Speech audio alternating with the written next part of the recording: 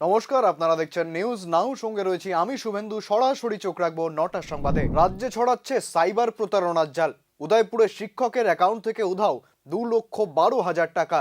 তবে সাইবার ক্রাইমের সতর্কতা শুধুমাত্র ফেসবুকেই সীমাবদ্ধ। উদয়পুরে ফুলকুমারী এলাকায় সাইবার প্রতারণার শিকার নির্মল দেবনাথ। প্রতারিত নির্মল বাবু পেশায় একজন শিক্ষক এবং দায়িত্বপ্রাপ্ত বিএলও। তার ফোনে একটি অচেনা নম্বর থেকে ফোন আসে। ফোনের ওপারে থাকা ব্যক্তি পরিচয় দেন তিনি জেলা নির্বাচন অফিস থেকে বলছেন। তারপর প্রতারকের ফাঁদে পড়ে মোবাইলে একটি অ্যাপ ইনস্টল করেন তিনি। সেই অ্যাপের মাধ্যমে নির্মল বাবুর এটিএম ও ব্যাংকিং এর যাবতীয় নথি হাতিয়ে নেন প্রতারকরা। তারপর প্রথম দফায় তার অ্যাকাউন্ট থেকে বাগিয়ে নেয় প্রায় 44,000 টাকা। ব্যাংকে যোগাযোগ করলে নির্মল বাবুকে আরেকটি নতুন অ্যাকাউন্ট খুলে দেওয়া হয়। আবারও একই প্রক্রিয়ায় প্রতারকরা হাতিয়ে নেয় আরো টাকা। নির্মল বাবুর খোয়া যাওয়া মোট টাকার পরিমাণ 2,12,000 টাকা। পরে পুলিশের দ্বারস্থ হয়ে অভিযোগ দায়ের করেন তিনি। থানাতে কি লেগে আছেন আপনি মূলত?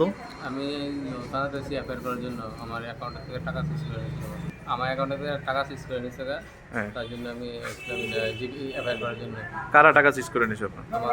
আমি ইলেকশন দপ্তরের কাজ করি, বিলুর কাজ করি। একটা কল আসলো, এক নম্বরে কল এটা বলছে যে আমি ইলেকশন দপ্তরে বিএলও আমার নাম কইছে, তারপর ডিটেলস জানছে, সব কিছু জানি। সেটা কল করে তারপর বুঝছি আপনি যে অ্যাপসটা নিয়ে কাজ করেন এই অ্যাপসটা ভুল আসা থেকে বদ্ধ হয়ে গেছে, নতুন আসলো। এরপর আমার একটা ইউনিটেস অ্যাপস লো সেটা আমার এটিএম কার্ডের যাবতীয় তথ্য নিয়ে সেটা লেটারের নাম আছে, কোনো এটিএম কার্ড রয়েছে, তারপরে প্যান কার্ড নিয়ে সেটা আমার চার্জ দিয়ে যাবে করছে। আমি ইলেকশনে কাজ করতেছি মনে করি, সব কিছু দিচ্ছি। তারপর আমার অ্যাকাউন্টে গুগল পের মাধ্যমে 5 টাকা মানে 44,000 টাকার মতো পেয়ে গেছে।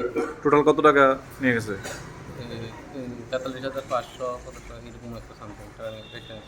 তারপরে আবার এরপরে আমি ডিডি এন্ট্রি করি। এরপর থানাতে ব্যাংকে জানানোর পরে তারা আমার নতুন করে আবার একটা অ্যাকাউন্টটা ক্লোজ করে নতুন অ্যাকাউন্ট নেওয়ার জন্য আমি এটিএমটা ব্লক করছি।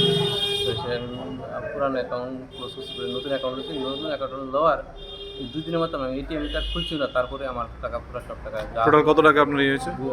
সর্বমোট 2,12,000 টাকা। 2,12,000 টাকা। কারা ফোনটা করছিল? সাইবার প্রতারণার ঘটনাগুলি সামনে আসতেই ফেসবুকে একটি বিজ্ঞপ্তি জারি করে ত্রিপুরা সাইবার ক্রাইম দপ্তর। তবে খবরের কাগজ বা অন্য মাধ্যমে বিজ্ঞপ্তি দিয়ে সতর্কতা জারি করার কোনো উদ্যোগ নেওয়া হয়নি তাদের পক্ষ থেকে। এই সীমিত মাধ্যমে প্রচারিত বিজ্ঞাপনের ফল কি হবে বা কবে এই প্রতারণা চক্রের ফাঁস হবে সেটি নিয়ে চিন্তিত আমজনতা। পেঁয়াজের দাম আকাশচুম্বী। খাদ্য দফতরের লাগাতার অভিযানে বেরিয়ে এলো এক নতুন তথ্য। রাজ্যের পেঁয়াজ নাকি পাচার হচ্ছে বাংলাদেশে। পেঁয়াজ নিয়ে যে কালোবাজারি চলে এ নতুন কথা নয়, তবে শহর থেকে বাংলাদেশে পেঁয়াজ পাচার এ অবশ্যই সত্যি ধারণাতীত। মঙ্গলবার খাদ্য দফতরের তরফে মহারাজগঞ্জ বাজারে অভিযান চালানো হয়। বাজারে পেঁয়াজের মজুদ কম থাকার কারণ জিজ্ঞাসা করা হলে এক ব্যবসায়ী বলেন সমস্ত পেঁয়াজ বাংলাদেশে পাচার হয়ে যাচ্ছে, তার জন্যই পেঁয়াজের এত বেশি দাম আর মজুদও কম। মানে কোন জায়গা থেকে যেতেছে? এটা কি মানে পারমিশন ছাড়া না পারমিশন ছাড়া? পারমিশন কে করতেছে এটা? এটা সবাই তো আপনি মনে করেন কাস্টমার হিসেবে আমরা করে আইছেন বাংলাদেশ লাইন দিয়ে বন্ধ করতে হবে, নালে কাম হইতো না। বাংলাদেশ প্রচার করতেছে কে? এটা কইতে পারো? কতদিন ধরে এরকম হইতেছে? 2 দিন ধরে, শনিবার দিন হইতে। শনিবার তো আপনার কি মনে হয় এটার লাগি নিয়ে আজকে বাজার মূল্যটা এত বেশি? হ্যাঁ, এটার লাগি বাজার মূল্য নালে পেঁয়াজ জানো 50 টাকা নিচে বিক্রি হলো না। এনে 51 টাকা 50 টাকা বাজার আসলো। আচ্ছা, শুক্রবার দিন আমরা 51 টাকা কিনছি, এসা ট্রেনিং করতে 51.50। মঙ্গলবার বাজারে খাদ্য দফতরের আধিকারিকরা একটি রেশন দোকানেও তালা মেরে দেন দুর্নীতির অভিযোগে। দোকানে চালের পরিমাণে কিছু গরমিল পাওয়ায় বিষয়টি তদারকি করেন ডিভিশনাল ফুড কন্ট্রোলার প্রদীপ কুমার ভৌমিক। তাকে বাংলাদেশে পেঁয়াজ পাচারের প্রসঙ্গে জিজ্ঞাসা করলে তিনি বলেন গোটা বিষয়টি তিনি প্রশাসনের নজরে আনবেন। সেখানে আমরা একটি পেঁয়াজের দোকান ভিজিট করি। সেখানে ভিজিট করে মালিকের নাম হচ্ছে রাজু বণিক। সে প্রতি কুইন্টাল পেঁয়াজ 58 টাকা করে চেয়েছিল। তো আমাদের মনে হয়েছিল রেটটা হাই। আমরা ওনাকে জিজ্ঞেস করলাম পেঁয়াজটা আপনি কোথেকে এনেছেন? উনি বলছে রামু বুয়ার থেকে আনছি। তৎক্ষণাৎ আমরা রামু বুয়ারের যে পেঁয়াজের হোলসেল পয়েন্ট আমরা যাই, সেখানে গিয়ে দেখি সেখানে 56 আছে, 54 আছে, 58 আছে। অর্থাৎ উনি মর্জি মাফিক সেটা রেট সিডি রাখছেন। ওনার মেমো বইটা আমরা সিজ করেছি এবং ওনার রেকর্ডের সাথে পেঁয়াজের যে স্টক সেটা আমরা মিলেনি, তার জন্য দোকানটা আমরা লক করেছি। এরপরে আমরা সেকেন্ড পার্টির কাছে আসলাম। সেখানে এসে আমরা জিজ্ঞেস করলাম পেঁয়াজ তো কিছুদিন আগেও কম ছিল, 51 টাকা 52 টাকা, আজকে সেটা 57, 58 কী করে হলো? উনি তৎক্ষণাৎ খুব আশ্চর্যজনকভাবে একটা উত্তর দিলেন, পেঁয়াজ নাকি বাংলাদেশে চলে যায়। তার সহকর্মীর খুনের দায়ে অভিযুক্ত খোদ টিএসআর। প্রায় 2 বছর আগের এই মামলার রায় দিল বিশালগড় অতিরিক্ত দায়রা আদালত। অভিযুক্ত টিএসআর জওয়ানের যাবজ্জীবন সশ্রম কারাদণ্ড ঘোষণা করেন অ্যাডিশনাল সেশন জজ দেবাশিস কর। 2021 সালের 4 ডিসেম্বর কোনাবন জিসিএস পয়েন্টে এক টিএসআর জওয়ানের গুলিতে খুন হন 2 টিএসআর। অভিযুক্ত সুকান্ত দাসের সঙ্গে বচসা হয় ওই 2 টিএসআর কর্মী মার্কা সিং জামাতিয়া ও কিরণ কুমার জামাতিয়া। ছুটি সংক্রান্ত বিষয়ে জওয়ান সুকান্ত দাসের সঙ্গে বচসা হয় তাদের। সুকান্ত দাস নিজের সার্ভিস রাইফেল দিয়ে গুলি করেন তাদের। এরপরে নিজেই গিয়ে মধুপুর থানায় আত্মসমর্পণ করেন। বিষয়ে অবগত আছেন যে গত 4/12/2021 ইংরেজি পুনাবন জিসিএস পয়েন্টে একটি ফায়ারিং ইনসিডেন্ট সংঘটিত হয়। উক্ত মামলায় অভিযুক্ত আসামি কনস্টেবল টিএসআর জওয়ান সুকান্ত দাস তার সার্ভিস রাইফেল থেকে পুনাবন জিসিএস পয়েন্টের অফিসার হাবিলদার নায়ক সুবেদার মার্কা সিং জমাতিয়া, আরেকজন নায়ব সুবেদার কিরণ কুমার জমাতিয়া, দুজনকে গুলি করে হত্যা করে। হত্যা করার পর অভিযুক্ত আসামি সুকান্ত দাস তার সার্ভিস রাইফেল এবং বাইক 2 টিএসআর কর্মীকে হত্যা করার দায়ে কমান্ড্যান্ট রঙ্গদুলাল দেববর্মা মধুপুর থানায় একটি অভিযোগ দায়ের করেন। তৎকালীন মধুপুর থানার ওসি তাপস দাস 302 ধারায় অভিযুক্ত টিএসআর এর বিরুদ্ধে মামলা গ্রহণ করেন। মামলার তদন্তকারী অফিসার শুভ্রজিৎ দেব অভিযুক্তকে দীর্ঘদিন জেলে রেখে সমস্ত চার্জশিট আদালতে পেশ করেন। উক্ত মামলা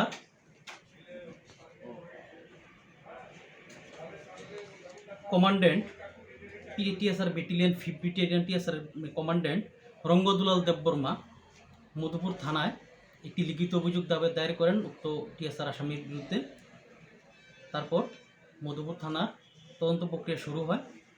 তৎকালীন মধুপুর থানার ওসি তাপস দাস মধুপুর থানায় টিএসআর জওয়ানের বিরুদ্ধে ভারতীয় দণ্ডবিধি 302 ধারায় একটি মামলা নথিভুক্ত করেন এবং তদন্ত প্রক্রিয়া শুরু হয়।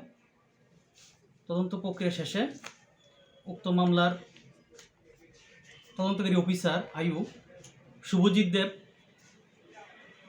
টিএসআর জওয়ানের বিরুদ্ধে মাননীয় আদালতে চার্জশিট সাবমিট করেন। উক্ত মামলায় মঙ্গলবার 38 জনের সাক্ষ্য বাক্য গ্রহণের পর মামলার চূড়ান্ত রায় বের হয়। বিশালগড় অ্যাডিশনাল সেশন জজ দেবাশিস কর তার রায়ে জানান, অভিযুক্ত টিএসআর জওয়ান সুকান্ত দাসের যাবজ্জীবন সশ্রম কারাদণ্ড সহ 50,000 টাকা জরিমানা ও আরও 1 বছরের অতিরিক্ত সাজা হয়েছে। বিচার প্রক্রিয়া সম্পূর্ণ হয়। মাননীয় এডিশনাল সেশন জজ বিশালগড় শ্রী দেবাশিস কর আজ উক্ত মামলায় তার চূড়ান্ত রায় প্রদান করেন। চূড়ান্ত রায় প্রদানকালে টোটাল 38 জনের সাক্ষ্যবাক্য গ্রহণ করেন এবং আজ অভিযুক্ত টিএসআর জওয়ানকে ভারতীয় দণ্ডবিধি 302 ধারায় যাবজ্জীবন সশ্রম কারাদণ্ডের নির্দেশ দেন, সঙ্গে 50,000 টাকা জরিমানার নির্দেশ দেন। ফের সড়ক অবরোধ, মেরামতির প্রতিশ্রুতি দিয়েও তৈরি হয়নি রাস্তা। এর প্রতিবাদে মঙ্গলবার সকালে ধর্মনগর বাগবাসা মূল রাস্তা অবরোধ করেন স্থানীয়রা। কামেশ্বর গ্রাম পঞ্চায়েতের 3 ও 4 নম্বর ওয়ার্ডের জরাজীর্ণ রাস্তা মেরামতির দাবিতেই গ্রামবাসীদের পথ অবরোধ। মঙ্গলবার সকাল 10টা থেকে প্রায় 2-2.5 ঘন্টার অবরোধে ধর্মনগরের সমস্ত রাস্তা হয়ে পড়ে অচল। রাস্তার 2 প্রান্তেই দাঁড়িয়ে যায় শয়ে শয়ে গাড়ি। গত 5-6 মাস আগেও রাস্তা মেরামতির দাবিতে অবরোধ হয়। বাগবাসা বিধানসভা কেন্দ্রের বিধায়ক যাদবলাল দেবনাথ 3 মাসের সময় চেয়ে রাস্তা মেরামতির প্রতিশ্রুতি দেন, তবে 6 মাস হয়ে গেলেও রাস্তা ঠিক না হওয়ায় ক্ষিপ্ত জনতা ফের অবরোধে বসেন। ঘটনাস্থলে যুবরাজনগর ব্লকের বিডিও ও ধর্মনগর থানার পুলিশ উপস্থিত হয়। এরপরেও পরিস্থিতি স্বাভাবিক না হওয়ায় যুবনগর আরডি ব্লকের ইঞ্জিনিয়ারদের এনে রাস্তার এস্টিমেট ও রাস্তা তৈরির সমস্ত বিষয় জানিয়ে সার্বিক আশ্বাস দেওয়া হয়। যাদবলাল স্যার আইছিল, আইয়া কইছে 3 মাসের ভিতরে রাস্তাটা আমরা করিয়া দেওয়া হইব। কবে কইছে? আজকে 6 মাস আগে 6 মাস আগে কইছিল রাস্তাটা হইব, আমরা খুশি হইছি। কতদিনের মধ্যে কইছে 3 মাস। তে আমরা জনসাধারণ খুব আনন্দ পাইয়া আমরা আনন্দ পাইয়া আমরা রাস্তা উপর তুলি লাইছি। আধা ঘন্টা আসিল, এখন 3 মাসের জায়গা 6 মাস হয়ে গেছে গিয়া রাস্তাটা এদিকে তো ভালো এদিকে গিয়া পরিস্থিতিটা গিয়া দেখেন মা গত হয়েছেন কিছুদিন, দুর্ঘটনায় প্রাণ হারিয়েছে ছেলেও। জেলা শাসকের গাড়ির ধাক্কায় আহত উত্তম পালেরও শেষ রক্ষা হলো না মঙ্গলবার। গত শনিবার বিলোনিয়া বড়পাথারি এলাকায় জেলা শাসকের গাড়ির সাথে বাইকের ধাক্কায় আহত হন উত্তম পাল ও তার ছেলে জয়দীপ পাল। দুর্ঘটনাস্থলেই মৃত্যু হয় বছর 7-এর জয়দীপের। গুরুতর অবস্থায় জিবি হাসপাতালে ভর্তি করা হয় উত্তম পালকে। জানা গেছে কিছুদিন আগেই উত্তম পালের মা মারা গেছেন। তার শ্রদ্ধানুষ্ঠানের নেমন্তন্ন করতে ছেলেকে নিয়ে বেরিয়েছিলেন তিনি। বাড়ি ফেরার পথে দুর্ঘটনার শিকার হন উত্তম ও তার ছেলে। মঙ্গলবার জিবি হাসপাতালেই মৃত্যু হয় উত্তমের। পরিবারের প্রায় সকল সদস্যের মৃত্যুর পর উত্তম পালের অসহায় স্ত্রীকে চাকরি প্রদানের দাবি জানানো হয়েছে জেলা শাসকের কাছে। এখন অব্দি ডিএমের ভূমিকা জানি না কতটুকু, কিন্তু ডিএমের কাছে একটা আমি আবেদন রাখবো, একটা পরিবার কিন্তু ধ্বংস হয়ে গেছে। ও কিন্তু খুবই গরিব ঘরের ছেলে, মানুষের কাজ করে ভাত খায়। কারণ অ্যাকচুয়ালি এটা আমার ভাই দীক্ষা না, যে কোনো সংসারে যদি এমন হতো আমি বলতাম এই ফ্যামিলিতে খুব গরিব ফ্যামিলি। কেউ যদি ডিএম যদি মানে মানসিকতার লোক থাকে, ওনাকে যদি পরিবারটা চালানোর জন্য যাতে ওনাকে একটা চাকরির ব্যবস্থা করে দেওয়া, 4th ক্লাসের জীবনে একটা চাকরির ব্যবস্থা করে দিলে ওনার মেয়ে বউ দুজনে খেয়ে জীবনযাপন করতে পারবে। এখন অবধি এই বিষয়টা নিয়ে আপনারা আইনের দ্বারস্থ হয়েছেন? এখন পর্যন্ত হয়নি, কিন্তু আগামী দিনে উপরে ভরসা দিতে হয়নি। যদি ডিএম যদি কোনো রেসপন্স না দেয়, তা আগামী দিনে আমরা অন্য ব্যবস্থা নিতে পারি। ছেলেটার নাম কি ছিল? ছেলেটার নাম ছিল জয়দেব পাল। বয়সটা কত? বয়সটা 7 বছর। আর বাবার নাম? বাবার নাম উত্তম পাল। বয়সটা কত? বয়সটা ছিল 51। বাড়িটা কোন জায়গায়? বাড়িটা ইস্ট কলার। এটা কি করতো তাইলে? মানে ওই মানুষের কাজ করতো। এখন পরিবারটা কিভাবে চলবে? পরিবারটা তো কীভাবে হচ্ছে এখন, মানে ভগবান ছাড়া কেউ জানে না পরিবার। এখন তো কিছুই নেই না, গরিব ঘরের ছেলে, হয়তো কেউ কাজ করে, মানুষের খেতে খাবারের কাজ করে। এখন যদি ডিএমের যদি সাহায্য করে, ডিএমের যদি সাহায্য করতো, ওটা না ডিএম বলে টাকা দিয়ে সাহায্য, ওটা বলছি না। ডিএম যদি ইচ্ছা করে, যদি ওর পরিবারকে বাঁচাবে, একটা 4th ক্লাসের চাকরি, ডিএমের কাছে অসংখ্য ধন্যবাদ জানাবো। 9টার সংবাদ আজকের মতো এই পর্যন্তই। পরবর্তী আপডেটের জন্য চোখ রাখুন নিউজ নামের পর্দায়।